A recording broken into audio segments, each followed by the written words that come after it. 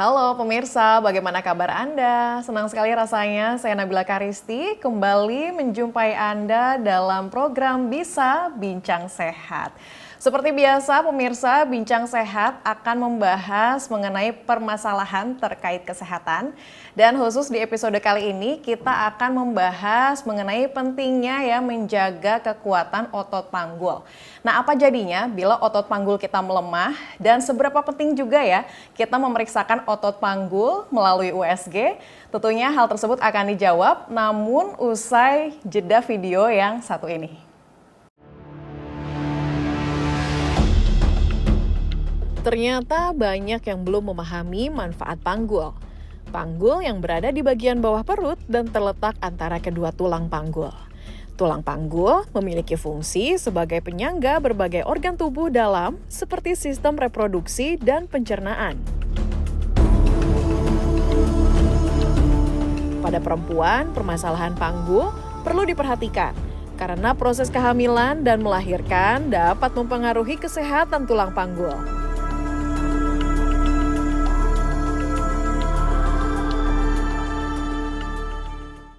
Iya, pemirsa, baru saja kita menyaksikan cuplikan video mengenai manfaat dan tujuan USG dari dasar panggul ya. Dan saat ini telah hadir bersama saya Dr. Fernandi, spesialis obgyn, subspesialis uroginekologi rekonstruksi estetika dari Rumah Sakit Universitas Indonesia Depok. Bagaimana kabarnya dokter, sehat? Baik-baik, sehat selalu. Iya, Dokter Fernandi, ini kita tentu ingin membahas mengenai seputar otot panggul ya dokter ya. Nah mungkin sebelum kita membahas lebih lanjut kenapa sih harus melakukan USG untuk otot dasar panggul ini, mungkin masyarakat juga perlu mengetahui juga sebetulnya otot panggul ini secara anatomi letaknya seperti apa, kemudian fungsinya sendiri seperti apa.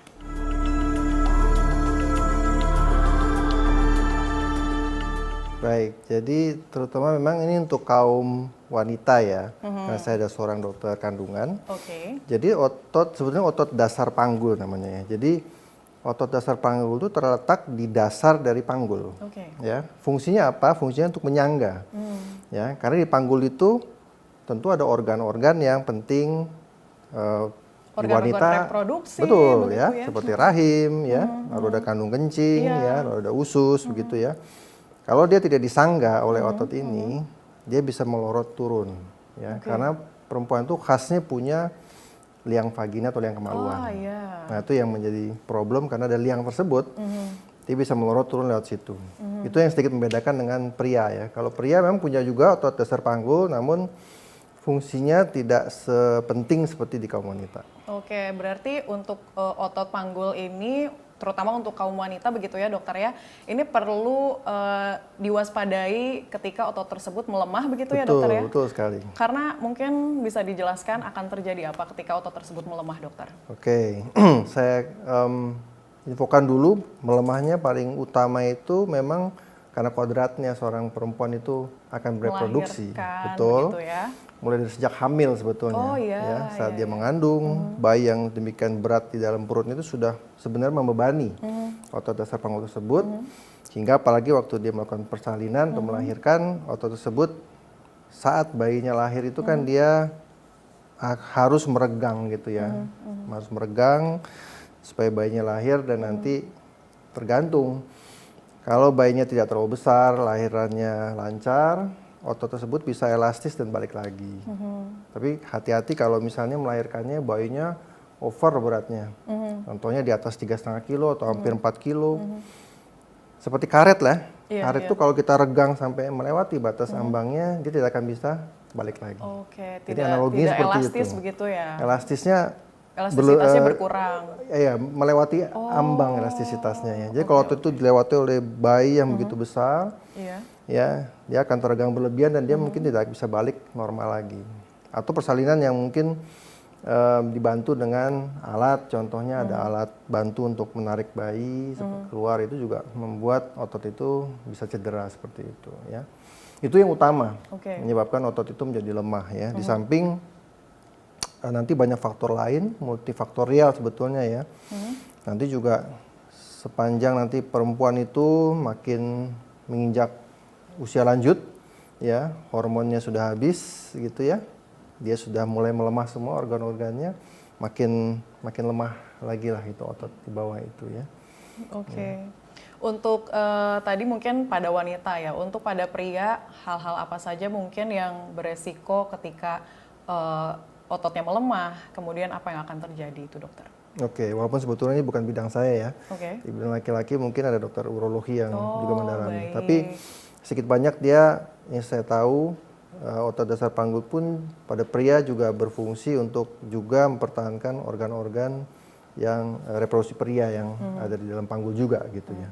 Namun efeknya apabila melemah tidak seberat kalau misalnya pada kaum perempuan atau wanita seperti itu. Ketika otot panggul melemah begitu dokter, ada gejala-gejala tersendiri nggak mungkin yang bisa terlihat gitu atau yang terasa? Nah itu yang paling penting ya. Jadi begitu otot itu melemah, seperti saya bilang tadi, dia kan fungsi menyangga ya. Organ-organ itu akan melorot turun dari lokasinya harusnya di dalam panggul ya. Makanya ada yang namanya penyakit turun peranakan. Oh, turun peranakan ya. Jadi kalau turun peranakan tuh pada wanita-wanita lansia, ya. Nanti kalau dia sudah banyak berusia lanjut, terus dia banyak beraktivitas, karena itu tidak disangga dengan baik oleh otot tersebut, rahimnya bisa melorot turun keluar dari vaginanya. Jadi seperti ada benjolan turun setiap dia beraktivitas. Begitu juga kandung kemihnya kalau dia melorot turun, akibatnya pipisnya keluar nggak bisa ditahan. Ya, saat dia batuk, bersin itu ada keluar air seni yang keluar saat dia batuk, bersin, contohnya begitu ya, mungkin exercise, melompat, itu dia keluar gitu, itu nggak bisa ditahan karena memang posisi kandung kencingnya sudah melorot turun. Ya.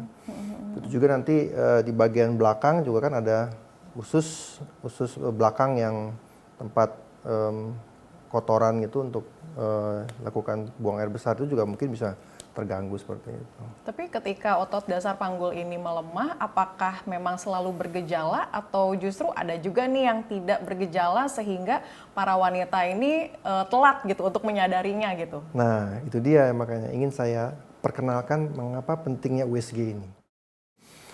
Jadi kelemahan otot dasar panggul ini bisa terjadi even seorang perempuan baru melahirkan satu anak loh, anak pertama. Saat itu penelitian S3 saya menunjukkan 30% sudah terjadi kelemahan atau kendor, katakan gitu lah ya awam.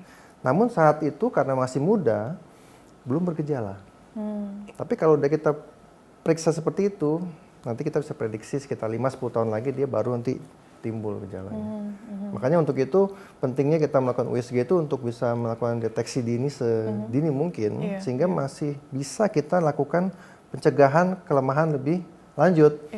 Dengan misalnya paling mudah atau paling murah meriah tuh melakukan senam otot dasar panggul atau senam Kegel. Nah, itu bisa at least kalau kita ada at least itu kan otot ya. Otot kalaupun sudah melemah itu kan kalau dilatih lagi biar kuat lagi, terhindarlah dia dari gejala-gejala yang tadi itu ya. Tapi kalau kita nggak pernah tahu, kita anggapnya normal-normal saja karena memang nggak ada keluhan, akibatnya diabaikan dan nanti ya mohon maaf, nanti begitu udah 10 tahun depan mungkin nanti mulai timbul gejala yang sudah lebih berat, sudah menimbulkan gejala, sudah lebih susah untuk dilakukan penanganan, mungkin terpaksa harus lakukan sampai pembedahan mungkin. Oke baik dokter, nanti kita akan lanjutkan kembali karena kita perlu rehat dulu.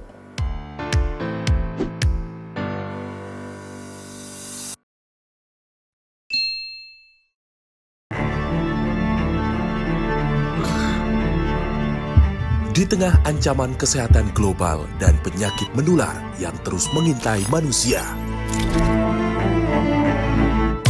Salam bisa, salam bisa, salam bisa, salam bisa, bincang sehat. Bincang sehat bisa.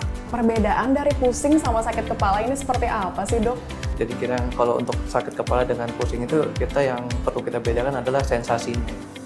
Hadir menjawab berbagai upaya pencegahan dan pengobatan yang tepat dengan menghadirkan para narasumber terpercaya untuk membahas berbagai persoalan kesehatan yang ada.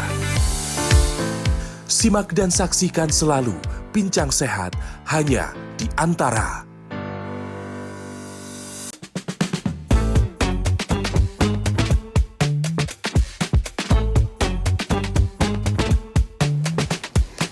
Obrolan seputar isu paling hangat jangan dengar dari sembarang sumber. Di sini, podcast yang mengundang narasumber pakar dan ahli terpercaya. Podcast Antara on the record, podcast Antara close up. Simak ya, hanya di antaranews.com/video Dan YouTube Antara TV Indonesia.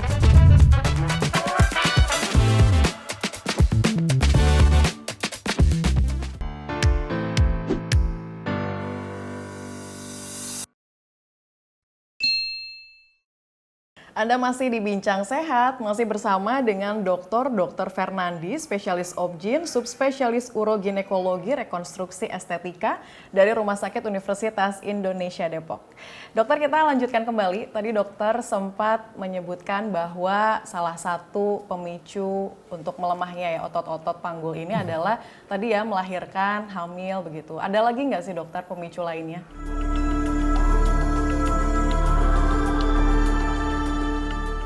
Oh iya, jadi sebetulnya pemicunya itu banyak ya, atau disebut multifaktorial. Jadi perlu dibayangkan bahwa otot panggul kan yang sebagai penyangga, ya. Nanti yang akan kena dampaknya adalah organ panggulnya, itu ada dari rahim, kandung kencing, ya. Dan pertanyaannya faktor apa lagi yang bisa membuatnya dia melemah? Ya banyak ya. Jadi kalau tadi kita bayangkan melahirkan saja membuat dia melemah, bayangkan kalau melahirkannya anaknya banyak, misalnya sampai 5 anak ke 5, 7 melahirkan berulang-ulang, tentu saja pasti kebayang ototnya melemah ya. Lalu yang paling penting juga sebetulnya adalah pekerjaan ya, pekerjaan tiap hari yang membuat tekanan perut itu berat ke bawah ya. Seperti apa misalnya? Seperti misalnya orang ngedan gitu ya. Ya. Jadi saya kasih contoh paling ekstrim tuh misalnya seorang lifter ya, angkat besi wanita itu ya. Setiap hari kan dia harus latihan beban, angkat. Dan itu menambah. Dan waktu dia ngangkat beban berat besi itu kan dia pasti ngeden kan. Nah saat orang tuh mengedan, tekanan dari perut itu ke bawah itu lahir yang sangat besar-besarnya itu yang membuat otot itu terbebani berlebihan lah seperti itu ya. Jadi kebayang kalau lifter perempuan yang seperti itu menjadi suatu contoh pekerjaan paling ekstrim, ya hati-hati, mungkin banyak juga ibu-ibu rumah tangga itu yang terlalu rajin kali ya berberes gitu ya, ngangkat-ngangkatin barang berat gitu di rumahnya, tanpa sadar setiap kali ngangkat-ngangkatin berat itu kan dia akan mengedan. Iya, gitu kan. Nah itu yang seringkali nggak disadari oleh ibu-ibu. Nah kalau seperti itu berjalan tiap hari ya bertahun-tahun, itu kan terbayang sekali bahwa otot itu akan terbebani secara kronis, secara bertahun-tahun itu ya pasti dia akan akhirnya melemah ya seperti itu ya. Nah begitu juga mungkin kondisi-kondisi seperti yang mungkin sembelit gitu ya, orang yang suka sembelit, betul ya. Karena susah mengeluarkan fesesnya. Iya, dia harus ngeden-ngeden tiap hari. Ya itu juga satu faktor yang membuat dia lemah gitu seperti itu. Tapi bagaimana ketika misalnya yang namanya angkat beban kan sebetulnya menjadi salah satu anjuran berolahraga juga sebetulnya, mungkin dengan kondisi tubuh tertentu ya, dan dalam kadar beban beratnya tidak berlebihan begitu ya, sesuai dengan normal dari kekuatan dari si individu tersebut. Lantas apa mungkin yang bisa dilakukan dari individu tersebut ketika mungkin dia terbiasa dengan melakukan hal itu? Apakah mungkin dengan posisi yang benar bisa meminimalisasi pelemahan otot tadi, atau seperti apa dengan posisi ngangkat yang benar begitu dokter? Ya sebetulnya bukan posisi sih, yang penting adalah disadari. Yang paling baik itu adalah menyadari dan individu tersebut melakukan tadi seperti kontraksi dari otot dasar panggul saat seperti latihan Kegel. Oke, baik. Ya. Jadi kalau saat dia melakukan aktivitas ataupun angkat berat atau apa, di mana dia ngedan, tapi kalau dia menyadari itu dan di bawah itu dia bisa melakukan kontraksi, nah otot itu nggak terlalu bebannya nggak terlalu berat jadinya, karena otot itu sendiri sudah dikontraksikan sehingga dia lebih kuat. Ya, jadi banyak perempuan-perempuan yang menyadari itu, dia latihan Kegel, dia menyadari, karena latihan Kegel itu kan disadari. Iya. Ya, bisa dilakukan kapan aja. Betul. Ya, dia lagi Di rumah sekalipun juga bisa. apapun kalau dia kapanpun. melakukan kontraksi di bawah, otot itu kan terlatih untuk mengembalikan kembali lebih ya, kuat seperti itu. Ada kaitannya kah otot panggul ini dengan nyeri panggul yang mungkin sering dialami oleh masyarakat misalnya, dokter? Oke, baik. Jadi gejala dari tadi yang sudah saya sebutkan, salah satu akibat dari kelemahan itu kan organ-organ itu mulai merosot turun ya. Iya. Nah itu betul sekali bisa menimbulkan gejala-gejala seperti kurang nyaman atau kadang-kadang nyeri di dalam panggul itu. Ya itu menjadi suatu pertanda yang membuat ya kalau udah hal-hal seperti itu mohon segera tidak diabaikan gitu ya. Jadi memeriksakanlah ke dokter kandungan ya untuk diperiksa. Siapa tahu memang terjadi itu, ya ternyata ototnya sudah melemah, organ panggulnya sudah mulai pada turun, ya. Sebelum dia gejalanya berat, dia turun sampai keluar, sampai kelihatan seperti itu, ya. Ya. Untuk rasa nyeri panggul yang dimaksud bahwa itu melemah itu seperti apa sih, dokter? Ada kriteria khususnya nggak sih? Ya, sebetulnya tidak ada kriteria yang khusus. Memang nyeri perut bawah atau nyeri panggul itu memang penyebabnya macam-macam ya. Selain karena ini juga bisa juga ya, karena infeksi kandung kencing bisa juga, atau mungkin juga ternyata ada penyakit-penyakit di kandungan gitu ya, seperti miom, kista itu juga bisa menimbulkan hal-hal seperti itu. Jadi memang hal-hal seperti itu yang disarankan untuk jangan diabaikan lah. Kalau misalnya ada nyeri-nyeri di panggul, segeralah berobat ke dokter kandungan gitu ya. Terkadang kita sebagai wanita juga pada saat menstruasi begitu, dokter, mungkin sulit membedakan antara nyeri panggul yang dimaksud adalah pelemahan dari otot panggul juga endometriosis ya, atau nyeri pada saat haid. Itu ada kaitannya nggak, dokter? Ya itu, makanya sulit dibedakan ya. Endometriosis jelas membuat nyeri saat haid, tapi itu khasnya itu. Makanya kalau misalnya ada nyeri perut bawah atau panggul dan timbulnya khas pada saat haid, itulah yang penyakit yang disebut endometriosis ya. Itu sih penyakit yang beda lagi ya, tidak ada berhubungan dengan pelemahan dasar panggul seperti itu. Baik. Dan untuk mendeteksi agar pelemahan otot panggul ini tidak menjalar, tidak meluas begitu ya, dokter ya. Mungkin salah satunya tadi ya, dokter sudah mention adalah USG. Nah, ini boleh dijelaskan lebih lanjut kenapa sih harus USG dan apa yang bisa didapatkan saat penderita atau individu USG? Ya, jadi perlu saya juga informasikan di sini. Saya rasa masyarakat awam taunya USG itu untuk melihat janin atau bayi dalam perut ya. Yang paling terkenal kan USG itu ya. Oh, untuk orang hamil. Tapi sekarang penggunaan USG itu telah berkembang ya. Sampai untuk melihat bayi dalam perut juga melihat berbagai penyakit bisa. Contohnya tadi saya telah sebutkan ada penyakit-penyakit mungkin miom, kista. Tapi ternyata juga perkembangan terakhir USG itu bisa dimanfaatkan untuk melihat kondisi dari otot dasar panggul. Di mana otot itu sebenarnya agak susah untuk diperiksa dengan tanpa USG gitu ya. Karena letaknya agak di dalam gitu ya. Kita mau periksa dari perut terlalu jauh ke bawah, terus dari bawah juga dia agak di dalam begitu. Sehingga ternyata dengan USG kita bisa melihat, membantu kita untuk bisa melihat otot itu fungsinya saat dia melakukan kontraksi seperti apa, atau saat kita suruh mengedan, justru kita tes gitu seperti orang pas saat mengedan itu, dia bisa kelihatan kalau dia melemah tuh dia melebar gitu ya, kayak karet melebar sehingga yang disebut lubang daripada otot dasar panggul tuh kita bisa ukur. Kalau dia ukurnya lebar itu, wah ini diprediksi nih nanti walaupun mungkin saat ini belum bergejala, tapi yang tadi saya bilang, ya dalam berapa tahun ke depan itu nanti organ-organ yang di dalam perut tuh bisa melorot turun, ya karena itu kan dia lubangnya besar gitu saat dia ngeden. Makanya itu kalau orang tadi setiap hari ngeden itu kan dia terbebani, dia akan kendor dan melebar seperti itu. Iya, dan akhirnya tadi ya tidak bisa menahan pipis atau kencing begitu ya, dokter. Kencingnya juga bisa keluar tanpa bisa tahan ya, karena posisi organnya sudah berubah gitu. Kandung kencingnya udah turun juga, jadi pipis saat dia batuk bersin kuat tuh pipisnya akan keluar gitu. Itu mungkin banyak ya, cuman orang-orang mungkin tidak menyadari itu sebagai suatu hal yang abnormal. Dianggapnya, aduh mungkin kalau usia lanjut, emang normalnya udah dol gitu istilahnya orang awam. Saya sebenarnya agak kasihan sih. Sebetulnya dia harus dikasih tahu itu bisa diterapi gitulah. Berarti ini ada kaitannya juga dengan fertilitas atau tidak nih dokter?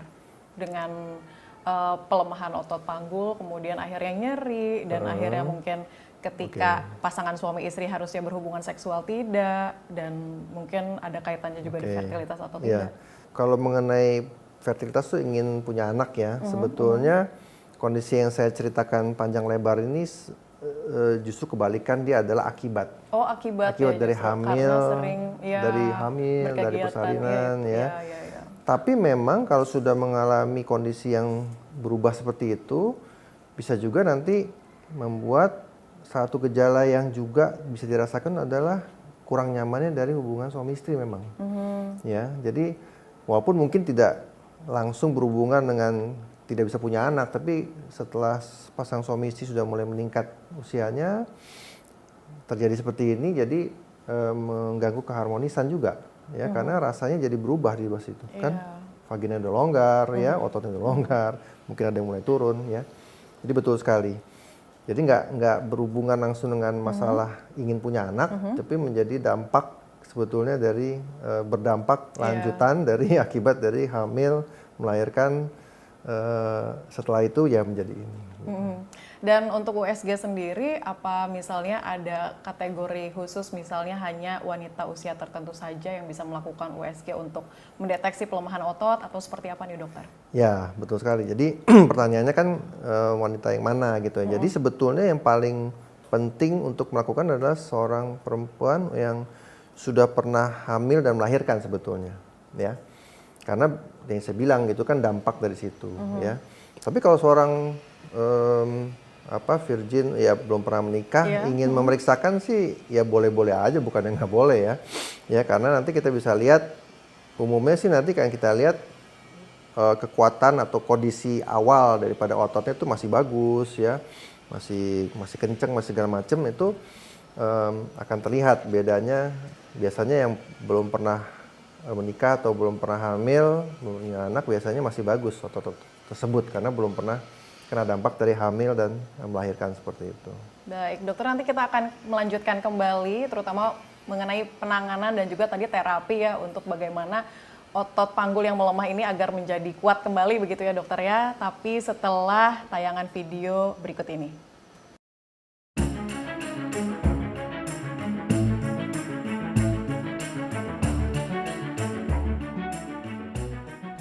Kehamilan dan melahirkan mempengaruhi kesehatan panggul pada perempuan. Salah satu upaya menjaga kesehatan panggul adalah rutin senam Kegel. Senam Kegel berfungsi mengencangkan otot panggul bawah. Selain itu, khususnya bagi perempuan yang pernah hamil dan melahirkan, harus memeriksakan kesehatan panggul melalui USG otot panggul yang dapat mengetahui kondisi kesehatan terkini panggul. Tentunya, jika terjadi penurunan kondisi kesehatan panggul, dapat dilakukan berbagai penanganan.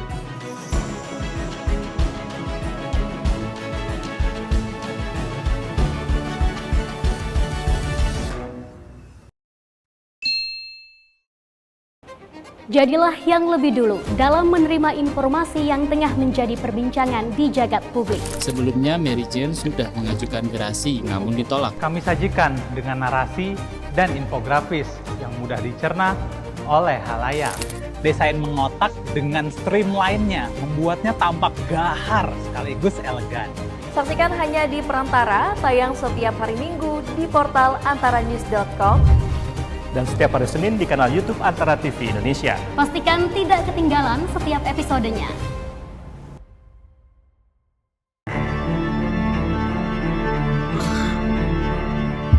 Di tengah ancaman kesehatan global dan penyakit menular yang terus mengintai manusia. Salam bisa, salam bisa, salam bisa, salam bisa, bincang sehat. Bincang sehat bisa. Perbedaan dari pusing sama sakit kepala ini seperti apa sih dok? Jadi kira kalau untuk sakit kepala dengan pusing itu yang perlu kita bedakan adalah sensasinya. Hadir menjawab berbagai upaya pencegahan dan pengobatan yang tepat dengan menghadirkan para narasumber terpercaya untuk membahas berbagai persoalan kesehatan yang ada. Simak dan saksikan selalu Bincang Sehat hanya di Antara. A program that brings the world to your screen through insightful dialogues, exploring various issues with international figures.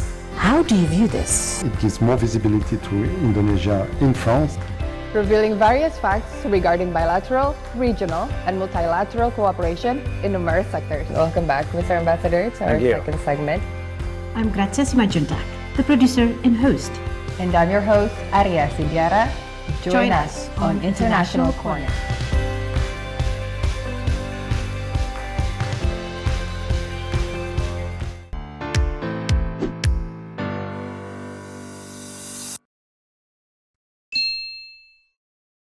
Ya, pemirsa Anda masih di Bincang Sehat dan tadi kita sudah menyaksikan beberapa upaya untuk menjaga kesehatan panggul ya dan juga menjaga kekuatan otot panggul kita. Dan kita akan lanjutkan kembali dengan Dr. Fernandi, spesialis obgyn, subspesialis uroginekologi, rekonstruksi estetika dari Rumah Sakit Universitas Indonesia Depok.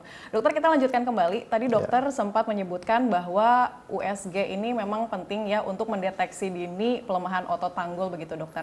Nah, apakah misalnya USG ini juga bisa dilakukan bagi mereka yang mungkin belum menikah dan juga mungkin dokter bisa menjelaskan mekanisme dari USG mendeteksi dasar otot panggul ini seperti apa sih?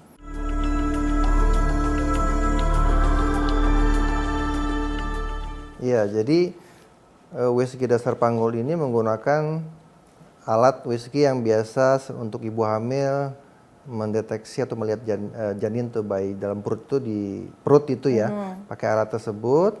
Namun ini ditaruh atau direkatkan atau ditaruh di kemaluan atau di labia ya.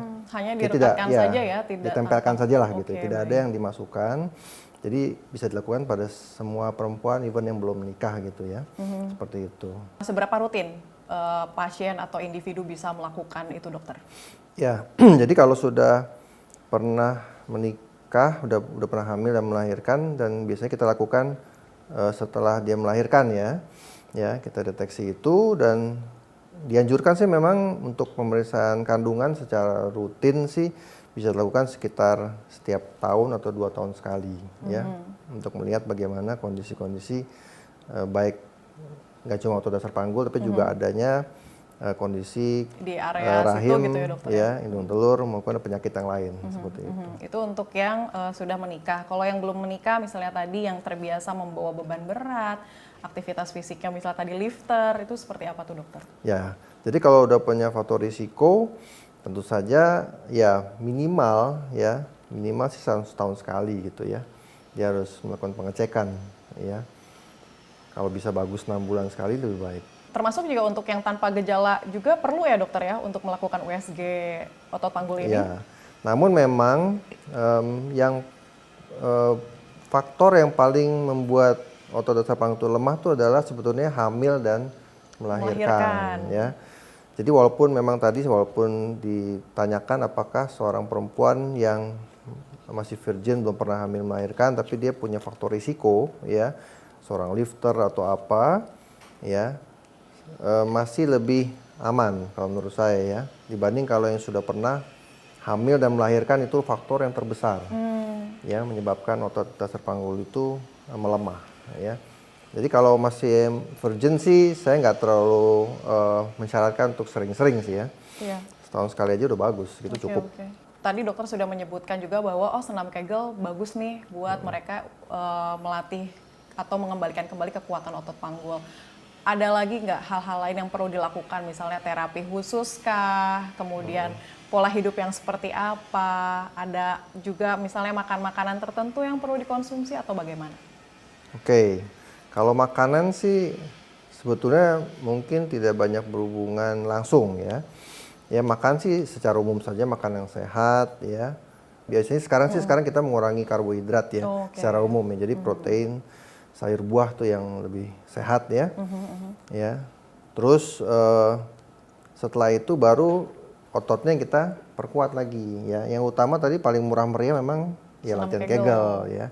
Tapi banyak juga sekarang berkembang berbagai terapi yang lain yang juga ternyata dibutuhkan oleh mungkin perempuan-perempuan karir yang mungkin nggak sempat untuk tiap hari melakukan latihan Kegel, ya. Ada berbagai macam modalitas sekarang dikembangkan, ya. Seperti contohnya laser vagina, ya. Jadi laser itu bukan cuma buat kecantikan wajah, ya, betul. Tapi dimanfaatkan untuk menguatkan kembali struktur vagina. Itu bisa ya dokter ya? Bisa, ya dengan ya apalagi kalau pada perempuan sudah lansia, ya di mana sudah habis hormonnya itu kan semua udah melemahkan kendor begitu, ya dengan melakukan stimulasi dengan sinar laser itu nanti jaringan struktur vagina itu seperti direjuvenasi lagi, dimudahkan kembali karena kolagen segala macam yang bagus itu distimulasi lagi untuk sehingga lebih banyak, ya sehingga dia lebih kuat, ya. Nah lalu itu satu ya, lalu untuk membantu juga latihan Kegel itu kalau orang harus tiap hari latihan Kegel kan nggak boleh nggak tiap hari ya. Kalau nggak ada waktu tiap hari ada dikembangkan sekarang ada namanya kursi atau sofa magnetik, ya.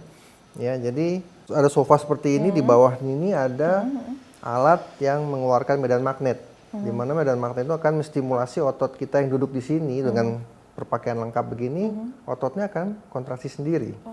Ya, jadi memudahkan gitu. Kita tinggal duduk aja, nggak perlu melakukan effort yang berat, ya. Disetel aja alatnya gitu, mungkin 15-20 menit gitu. Kita ambil baca-baca majalah mungkin, nonton TV. Alat itu dibawa akan melakukan stimulasi, hingga ototnya akan melakukan latihan sendiri gitu ya. Dan karena ini betul-betul efektif, tidak perlu tiap hari. Ya, alat ini latihan ini mungkin hanya butuh sekitar 2-3 kali seminggu aja. Ya, sampai jangka waktu 2 bulan lah gitulah. Cukup. Untuk laser sendiri rutinitasnya apa? Kalau laser tuh sekali sebulan. Sekali sebulan. Selama 3 bulan, ya. Jadi biasanya kalau dikombinasi itu bagus sekali, ya. Karena akhirnya menjadi sama, mulainya dan berakhir sama selesai di 3 bulan. Ya, jadi kekuatan ototnya terperbaiki, struktur jaringannya juga terperbaiki, seperti itu. Ketika tadi otot panggul sudah melemah dan ada batasan-batasan mungkin ya dalam melakukan aktivitas sehari-hari, olahraga yang dianjurkan mungkin yang boleh dilakukan seperti apa olahraganya? Ya, jadi kalau sebenarnya ya kalau kita tahu tadi yang membebani otot dasar panggul adalah apapun exercise yang membuat kita mengedan, ya hindarilah itu. Mungkin seperti lari atau jalan kaki, berenang. Jadi sebetulnya untuk kaum ibu-ibu yang sudah mungkin usianya mulai lanjut, mengangkat berat beban ini aja, tas kresek mungkin atau tas jinjing itu sebenarnya juga tanpa sadar akan membuat dia mengedan. Lebih baik dipakaikan aja ditaruh di tempat yang beroda yang bisa ditarik. Itu juga salah satu untuk mencegah. Ada maksimal berat beban khusus nggak yang boleh dibawa? Kalau orang sudah punya kelemahan, nggak boleh lebih dari 5 kilo. Nggak boleh lebih dari 5 kilo. Tadi kan gejala khas dari otot panggul sendiri kan ini nyeri ya di sekitar salah satunya nyeri di sekitar panggul. Kemudian misalnya masyarakat ingin karena dia tidak tahu bahwa itu adalah pelemahan otot dan lain sebagainya, melakukan urut nih dokter, itu boleh nggak sih sebenarnya? Dan apa bisa jadi semakin berbahaya atau gimana? Ya, kalau menurut logikanya ya karena itu otot di dalam ya, sebetulnya saya nggak terlalu yakin yang diurut-urut itu apakah yang dikatakan dia bisa menaikkan peranakan sebagainya, karena sebetulnya dia kan melakukan urut dari luar ya. Saya sih nggak terlalu yakin sih bahwa itu bisa ya, karena otot di dalam kok ya, jadi saya nggak tahu itu sebetulnya dilakukan apa. Saya nggak terlalu percaya sih. Oke, baik.